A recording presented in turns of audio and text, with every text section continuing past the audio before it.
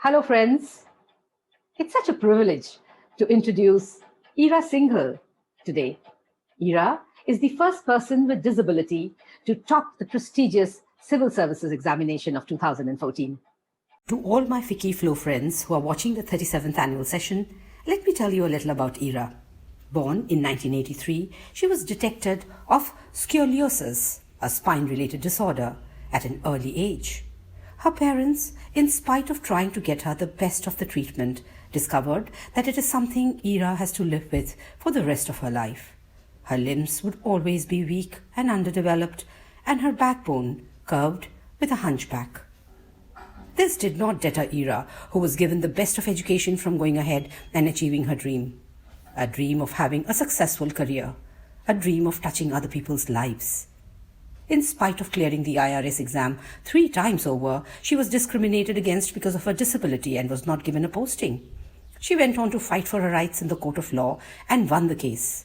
4 years later, the same year, when she secured rank 1 in the Civil Services exam in 2014 and got an IAS posting. She is currently the Joint Director of the Department of Social Welfare and also the Department of Women and Child Development. Her grit and determination of getting what she wants, completely disregarding the world's attitude towards disability, has made her what she is today. So, a very warm welcome to you, Ira. It is so wonderful to have you on our Ficky Flow platform. It's such an honor to have a woman like you to be sharing her thoughts and her life story with us. Tell me, Ira, after having actually struggled through a course in engineering, followed by an MBA, and then getting a fabulous job in Cadbury's in a corporate setup with a very handsome salary, if I may say so, you decided to do your civil service exams. What was going on your mind? So there was a point in my corporate career that I was working 20-hour days. And while I loved my job, I got to do a lot of innovative things, a lot of out-of-the-box kind of projects. And it was amazing. The company was really nice. People were very nice. So, on the work front, as such, there were no problems. But there was a point where I was working 20-hour days. And I started thinking that I'm working so hard, but really, whose life have I changed? Who have I made the world better for? Who's there saying that because you work so hard, their life is better, their future is better, their family has a better opportunity or something. So, and I started thinking that I needed my work to have meant something, to have made an impact, to have done something for someone else. And that's why I decided to get into the civil services, because I needed my day to have meant something. I needed my day to have changed someone's life for the better. I needed my day to have just improved something around me. And I have this thing of needing to give back. So I wanted to work for the country, for the society, and just give back something to the world that I had gotten those opportunities from.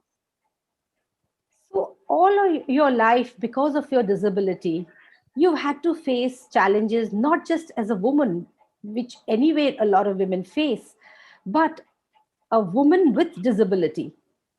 How has that journey been so far, and how have you come out so strong?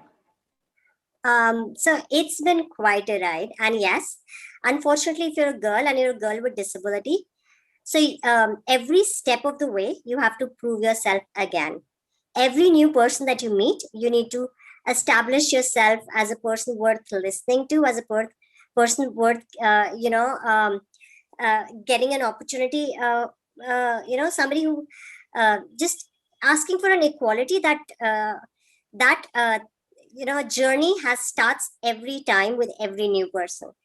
And people see you and the first thing in their head is always that you're incapable. So you have to prove your capability to everybody all the time. And if you want to be taken seriously, if you want to get opportunities, and if you want to be just allowed to establish yourself, to work to your potential, you've got to work much harder than everybody else, because you don't start from a zero, you start from a long down the road negative. And you just have to climb to zero first and then go from there. The first, I think I was lucky in a lot of ways that I come from a family where my family never discriminated. In my family, it did not matter if you were a girl or a boy, and we had a joint family setup. So, and everybody in the household was treated equal. You were just important, or you just got appreciation if you had done something well.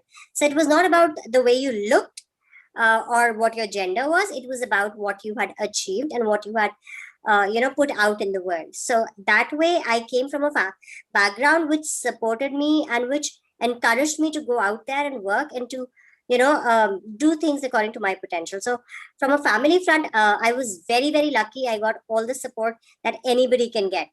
And but yes, at every so like if you, even if you're like the best student in class, you will not get to be the school prefect or the head girl and all, because simply because everybody assumes that you're so tiny, how will you manage it, and I'm so glad that at least exams like civil services exist, where you can, it's a neutral, colorblind sort of thing. So if you've done well on paper, you kind of get to do those things. People don't get to again ask you to prove yourself at that stage in that way again. Just so it's been something that happens to every girl with disability almost every day of her life.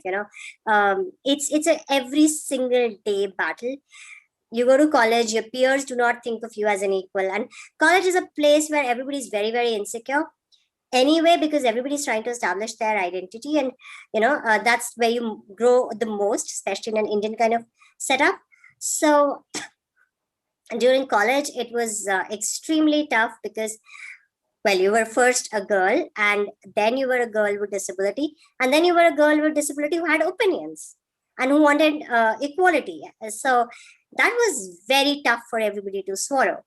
And if you look like you're so tiny, and you're so fragile looking, so how can anybody treat you as an equal? How can anybody think of you as a person with potential? Because that's the unfortunate reality, that we are so, as individuals, we're so insecure about who we are, that we find it very, very tough to treat anybody else as an equal. And it's not about better or worse, it's simply about not being able to accept other people as our equals, because somewhere our own insecurities need us to be better than others, and that's the only way we can accept ourselves. So if someone else who looks like me is asking for equality, it's really tough. People are very uncomfortable and very unwilling to let that happen. So for me, it's been a battle every single time. And in a way, I'm glad it happened, because what that does is that teaches you how the world really is. And you learn to survive, and you learn to put your best foot forward, and you learn to put out the good inside of you and your capabilities, rather than focusing on things that you don't have.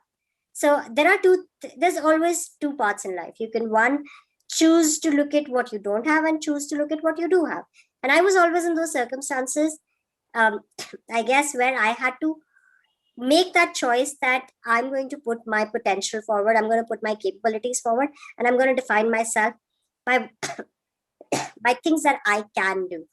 3 times you cleared the IRS exams, but yet you did not get a placement. You fought for it. You went through the legal battle. You won that. Yeah.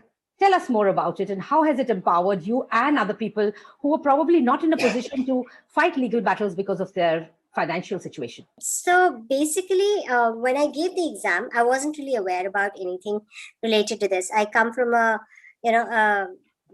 business and professional sort of family. So nobody in my whole family setup has ever given government exams or is in any of the government roles. So I had no idea about how things work. So when I gave my first attempt, I realized that my marks were not good enough to get into the IAS or the IFS. So I was preparing again. And, because this is an exam that you can give a few times. So I thought I'll give again and I'll prepare for that. So while I was preparing, I got phone calls from people saying, do you know what happened to you? And I didn't know that something had happened to me. I hadn't a clue. So then, if you start getting strange phone calls by people just asking you, what happened? Do you know what happened to you? And you don't know something happened to you, you start investigating. And that's when I find out that in government, and especially government, which is a employer from which you're expected to have equality, which is expected to treat everybody as gender blind, color blind, as a neutral entity. And in a way, it's supposed to encourage positive discrimination. So that's the part of our constitution. So we're supposed to be a country which encourages positive discrimination. But even there, what was happening was that people with disabilities were judged on two grounds. One was their disability, and the other was their abilities. And you had these list of abilities and disabilities that were connected to each, that were allowed in each job. In my particular case, I fit in the category of abilities for almost all the jobs, but my disability was not accepted by anybody. So here was a scenario where people are saying that you've cleared this exam, you've gotten a rank where you can get this job, and you have the abilities to do this job, but because we did not like your disability, we are not going to take you. It was as simple as that. Simply a couple of people Saturday and decided, okay, I like this disability, I like this disability, I like this disability.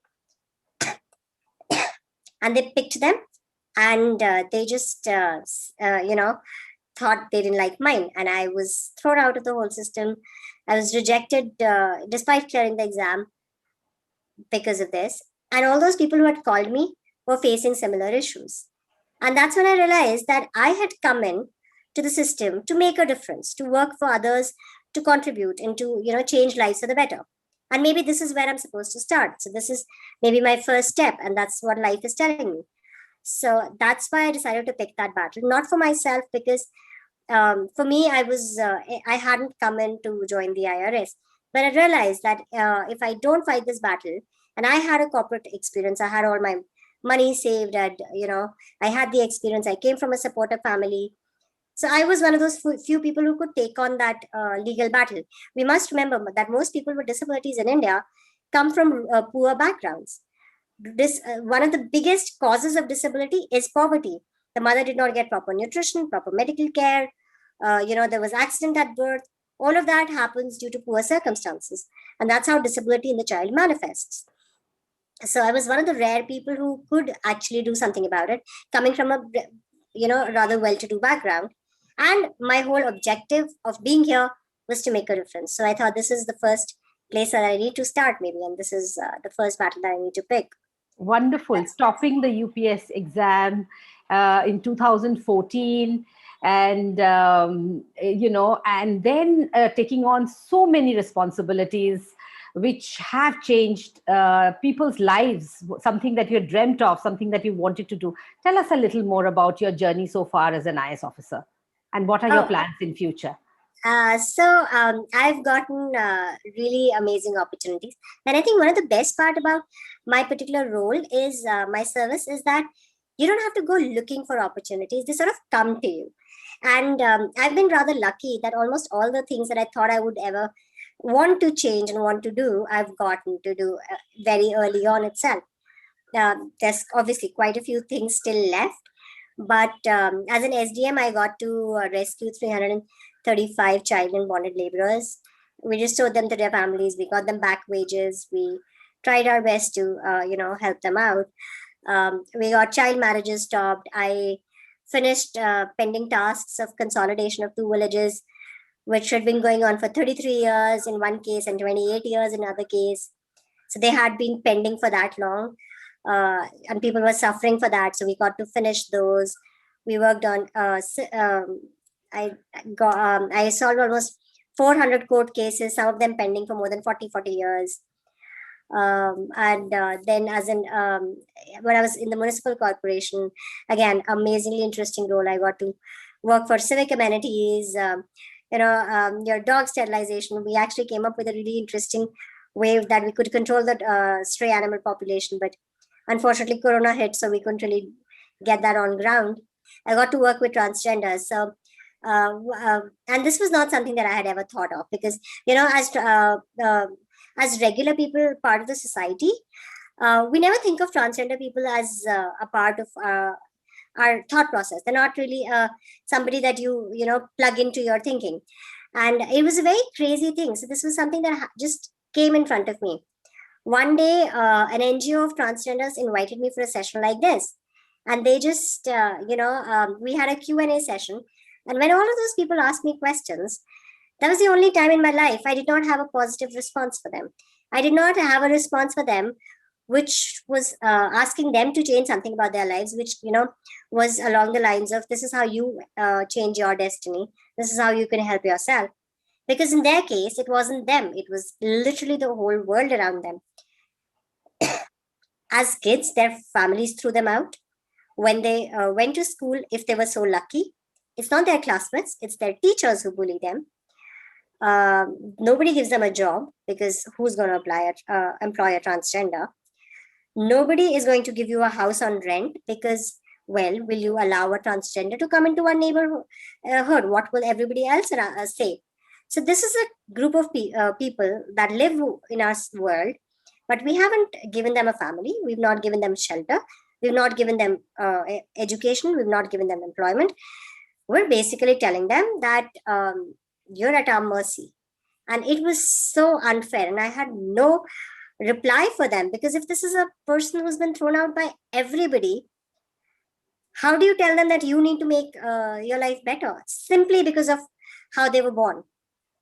So a few days later, when this group came back to me and asked me to help them find a place, give them a place where they could start tailoring and beauty courses, I said, no, I won't do that, because what that does is that keeps you in a little box again, that allows you to only work with people who are from your community again, because everybody else can go to another tailor and can go to another beauty parlor.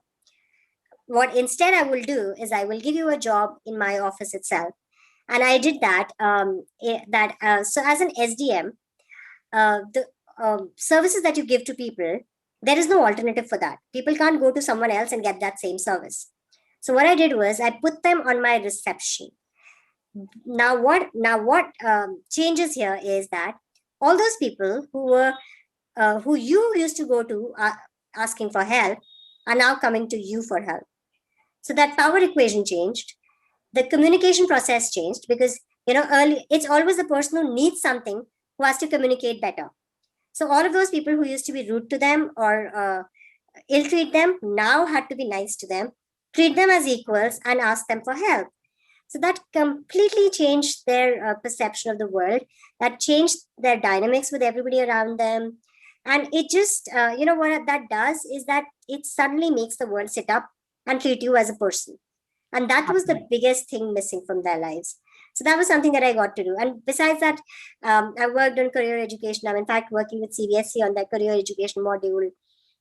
I've been working on children with special needs and their examination process with CBSE, and a whole lot of other things. So it's been quite a ride. And the best part is that you don't need to pick your opportunities. They just come to you, and you can work on things. So that way, I think that's the best thing that I like about where I am. How wonderful. So we talk about inclusivity. Policymakers who make those policies to include disabled people or women or any other category, do you think it's important that there should be other people making the policy to be disabled or understand it better, so that they are able to be more sensitive about the whole issue? Absolutely. It's very important that stakeholders are part of the policy. I'll give you a very small example.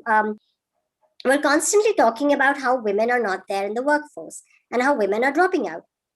But we haven't really realized that the biggest problem is that women have to prioritize the family.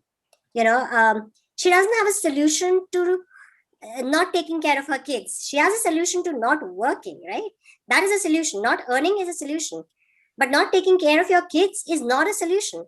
And there is no way that in nuclear families of today that a woman can get the support system.